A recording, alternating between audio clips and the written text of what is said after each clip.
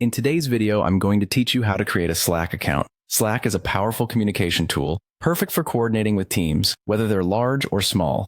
We'll walk through setting up your Slack account step by step, so let's dive right in. First things first, open up your web browser and head to Slack's sign-up page. This is where we'll begin our journey to creating your new account. Once you're there, you'll be prompted to enter an email address. This can be either your work email or a personal one, depending on how you intend to use Slack. Make sure to choose an email you frequently check, as this will be your primary point of contact. After entering your email, you'll see a big Continue button. Go ahead and click that. Slack will then send a verification email to the address you've just entered.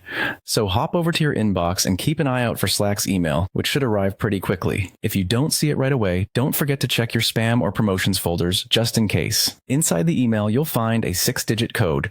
This is part of Slack's verification process to ensure the email you provided is valid and accessible to you. Copy this code, return to the Slack sign-up page, and paste it into the designated field. It's a simple yet secure way to verify your identity. Next, you'll be guided to choose your path. This step refers to deciding how you want to shape your Slack experience, either by creating a new workspace or joining an existing one.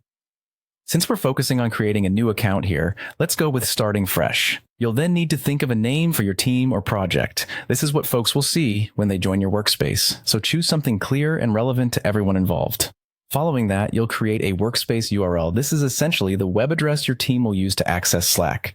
Make it easy to remember and relevant to your team while ensuring it's not too long or complex. Slack will notify you if the URL you want is already taken, in which case you might need to come up with an alternative. You're almost done. The next step is to invite your team members to join you on Slack. You can do this by entering their email addresses, allowing them to receive an invitation directly from Slack to join your workspace. This makes the process seamless and ensures everyone is on the same page from the get-go. After inviting your team, congratulations! Your new Slack workspace is ready to go. You and your team can now start communicating effectively, sharing ideas, and collaborating more efficiently.